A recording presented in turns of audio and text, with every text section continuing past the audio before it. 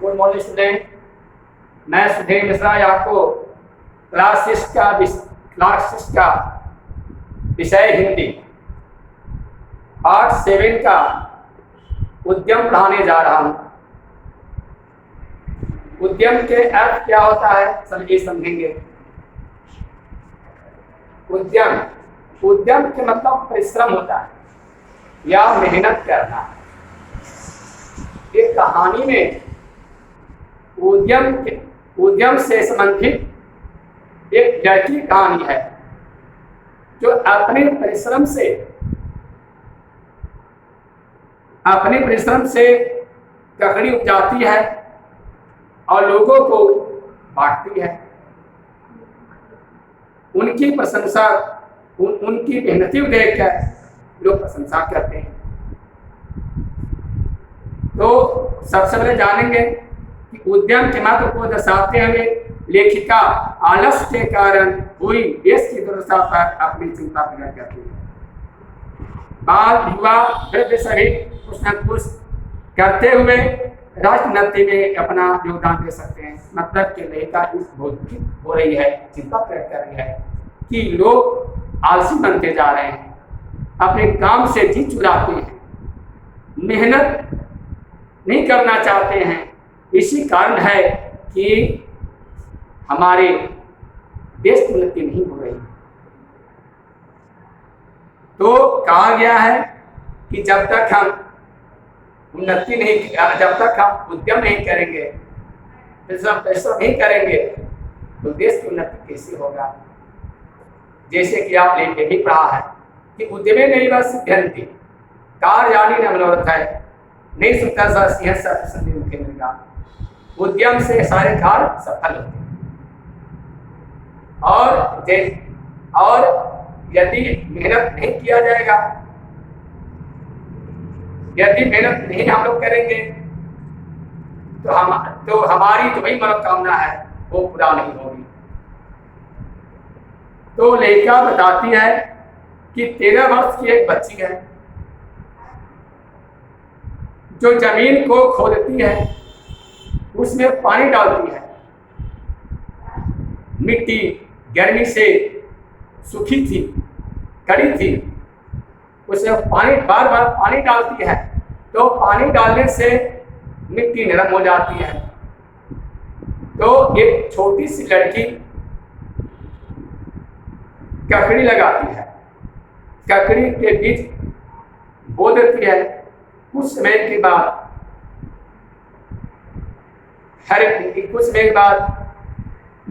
हरे हरे पौधे लहराने लगे। भी बेलों पर छोटी छोटी ककड़ियां भी दिखने लगी। बालिका अपनी इस खेती का ध्यान रखती है, मतलब कि उसको अच्छी प्रकार से खेती करती है, ध्यान रखती है, सेवा करती है और ककड़ी अपनी पड़ोसियों के यहाँ पहुंचाती है। लोग स्वादिष्ट ककड़ी को खाकर बहुत संतुष्ट होते हैं, प्रसन्न होते हैं और लड़की की मेहनती को देखकर प्रशंसा करते हैं। लड़की आनंद से झूम उठती है ना, क्या कि हमारे उद्यम का परिश्रम हो रहा है।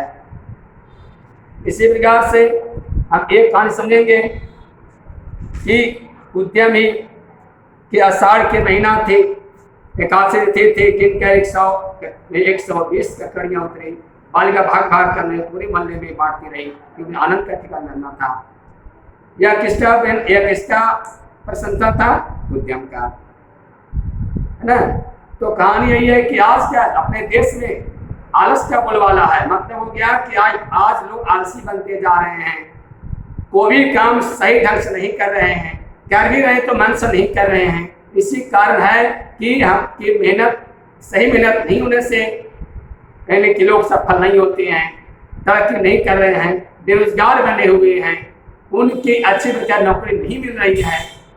तो बच्चों, हमें जानेंगे कि हमें जो कुछ बनना है, हम जो कुछ बनने की सपना देखते हैं, उनको साकार करने के लिए मेहनत तो करना पड़ेगा,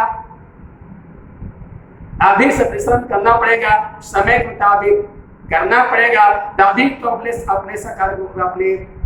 सपना को सफल बना सकते हैं। लोग समझते हैं कि शिक्षित हैं, पढ़ लिख गए हैं तो हम काम करेंगे, तो काम नहीं करेंगे, कर्म नहीं करेंगे तो फल कैसे मिलेगा? कर्म तो करना पड़ेगा, है ना। इसके साथ साथ कर्म करने से संसारी सुख एवं आनंद की प्राप्ति होती है। सबसे पहले ये बताना चाहते हैं कि जिन देशों को उन्नत देशों की से गिना जाता है, क्या उनको उन्नति का मुख्य कारण उद्यम नहीं है? जापानियों के सभी स्वभाव की कोई प्रशंसा नहीं करता। उनके कर्तव्य निष्ठा, ईमानदारी और श्रम के प्रति निष्ठा किसके लिए अनुकरणीय नहीं है? लोग कि जापान के लोग देख लीजिए कि जापान को उगते हुए सूरज कहा जाता है। वहाँ के लोग ईमानदार होते हैं और मेहनती भी होते हैं, ईमानदारी पूर्वक मेहनती करते हैं, इसलिए जापान आधे विकसित देश कहलाता है। चीन भी है, रूस भी है, वही विकसित देश कहलाता है, क्योंकि वहाँ के लोग बहुत मेहनती होते हैं और मेहनत के बल पर लोग विकास करते हैं। इसलिए उन देशों को विकसित देश आदि कहा जाता है, आदि विकसित देश कहा जाता है। अब इतना कहेंगे कि जिस देशवासियों में उद्यम नहीं है, उनके पास उद्योग नहीं है। मतलब हो गया कि उद्यम नहीं करेंगे, मेहनत नहीं करेंगे तो उद्योग नहीं मिलेगा, काम नहीं मिलेगा, और काम नहीं मिलेगा तो दाम नहीं मिलेगा। तो भाई हमको उनके बनने के लिए, कमाने इनके धन बनाने के लिए तो काम करना पड़ेगा, है ना। तो उस देश के संपन्नता को बढ़ा विपन्नता में बदलने में भला कितना समय है। जो खाता है उसे उद्यम तो करना ही चाहिए, फिर वह उद्यम चाहे जिस तरह का भी हो, चाहे हम पढ़ाई, चाहे हम शिक्षा वाला काम करें, या चाहे हम डॉक्टर वाला काम करें, या तो मजदूरी काम करें, कुछ न कुछ हमें तो काम करना पड़ेगा। और काम करके हमें कुछ धन कमाना होगा, क्योंकि अपने परिवार को पालन पोषण के लिए धन जरूरी है, मकान भी जरूरी है, भोजन भी जरूरी है, कपड़ा भी जरूरी है। ये सब कहाँ से आएगा? तो कर्म करने से होगा। तो कर्म करके कहीं कमाएंगे, मेहनत करेंगे तभी तो हमको कुछ मिलेगा, है ना। और जो मिलेगा उससे हम बहुत कुछ बना सकते हैं। तो आगे कहा गया है कि आलस दुख की जड़ है। यदि आलस करते हैं, दिमाग फ्री रहता है, तो आलसी आदमी को ज्यादा दुख होता है। उनके आलसी आदमी को ही बीमारी से जूझने पड़ता है ना। इसलिए एक्सरसाइज या व्यायाम ही करना चाहिए।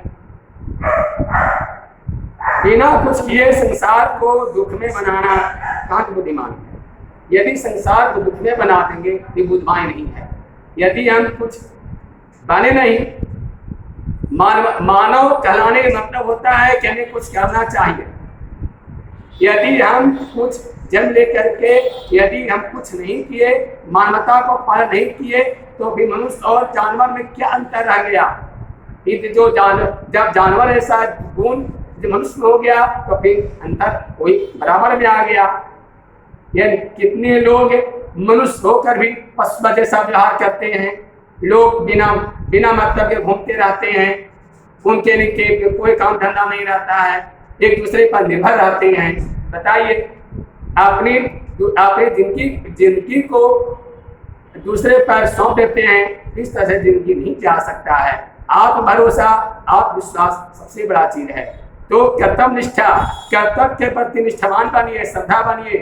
भगवान गीता में ये भी बोले हैं कि श्रद्धा मां लगते ज्ञानम, यानी कि श्रद्धावान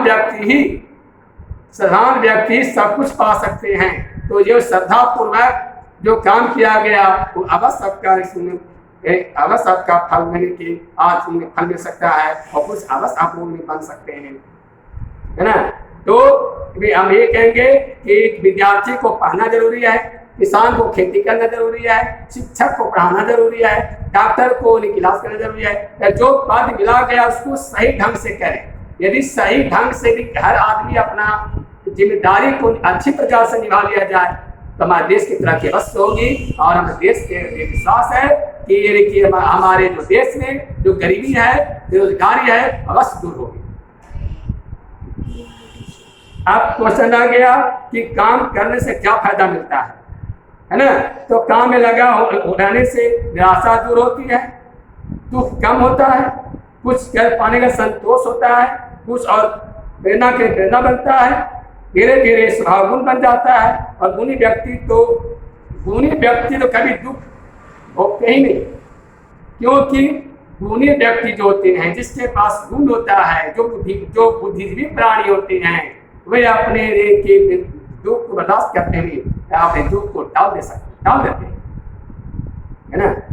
तो ये कह सकते हैं कि मनुष्य को कभी खाली नहीं बैठना चाहिए। यदि मनुष्य हैं तो कुछ करना चाहिए, है ना, क्योंकि कर्म भूमि है। यदि कर्म नहीं करेंगे, मेहनत नहीं करेंगे तो हमें जिंदगी में कुछ नहीं मिल सकता है। कुछ लोग कहते हैं कि भगवान ने हमको दुख दे दिया, भगवान ने हमको ऐसे नहीं दिया।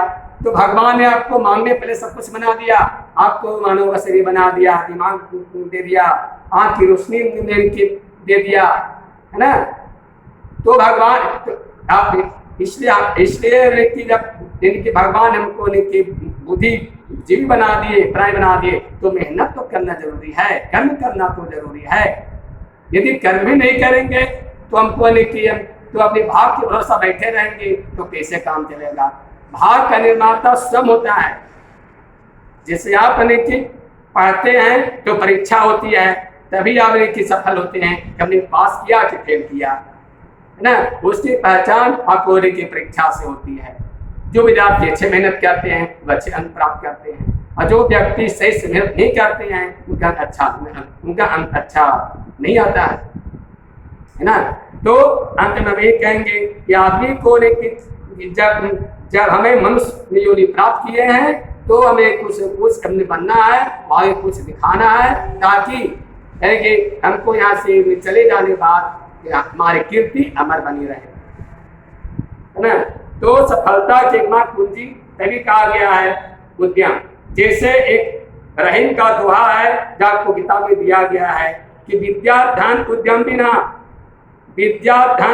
बिना कहो जो पावे कौन, बिना जुलाए ना मिले जो पंखा की पाओ।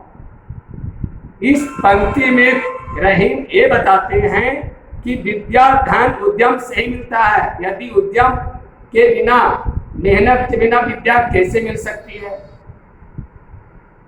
कहे जो पावे कौन, है ना, बिना जुलाए न मिले। पंखा, यदि पंखा मेरे पास है, जब तक हाथ से जब तक नहीं उसको नीचे घुमाएंगे तो हवा कैसे मिलेगी, हम कैसे महसूस करेंगे। तो कम से कम पंखा हाथ से तो मेहनत करना पड़ेगा, भोजन है हाथ से खाना पड़ेगा, उसी प्रकार से किताब है, कॉपी है, कलम है, सब कुछ है, तो कम से कम मेहनत तो करना पड़ेगा। मेहनत करें तभी तो लेके आगे बढ़ सकते हैं। कहा गया है कि विद्या धन ही नहीं, प्रत्येक धन विद्या का, प्रत्येक धन उद्यम का फल है, संतोष देने वाली है, सुखकारी है। इससे तो हाथ बढ़ा कर ही लेना होगा, परिश्रम से सहना होगा, मतलब में समेटना होगा। समाज से जो लिया है उसे दूना लौटाना होगा। मतलब कि हम समाज से जो प्राप्त किए हैं उससे कोई बन के हमें दुगना लौटाना है। मान लिया जाता है कि किसी से 500 रुपया कर्जा लेते हैं तो कुछ से दुगना हमको लौटाना पड़ता है ना। तो विद्यार्थी हैं तो विद्या प्राप्त करके, विद्या क्योंकि सीखने का या ज्ञान पाने से बढ़कर और कोई आनंद नहीं है। मतलब विद्यार्थी को पढ़ लिखकर कुछ महान बनने की कोशिश करनी चाहिए, और जो पढ़ लिख करके जो महान बन गया उससे बड़ा आनंद और कुछ नहीं हो सकता है। काम के द्वारा और फिर अपने ज्ञान को दूसरों में बांट कर चंद्रित है तो समाज सेवा। बच्चों कहानी से समझ जाओगे कि एक उद्यम है, उद्यम तो करना ही पड़ेगा, है ना। और उद्यम ही समाज का सुख है ना। सेवा के और दूसरों को भला करना ही लोक हित कहा गया है। बच्चों, यहीं पर अपनी वाणी को बयान करता हूँ। इसके बाद समझ के होंगे, यह उम्मीद करूंगा कि यह सबसे पहले पार्ट के 7 का विज्ञान कहानी रीडिंग जरूर करेंगे, ब्लैक बोर्ड पर जो शब्दार्थ लिख दिए हैं उसको याद जरूर करेंगे, और क्वेश्चन और इसके ऑब्जेक्टिव दिया गया है, आशय दिया गया है, इससे संबंधित जो क्वेश्चन आंसर हैं ये आपको नीचे क्वेश्चन आंसर भी चला जाएगा। आप क्वेश्चन आंसर अपनी कॉपी में फेयर कॉपी जरूर बनाएंगे और क्वेश्चन जरूर याद करेंगे। यदि आपको कुछ जो समझ नहीं आएगा तो हमारे नंबर पर कॉल भी कर सकते हैं, मैं आपको जरूर इसमें सहयोग करूँगा। Thank you.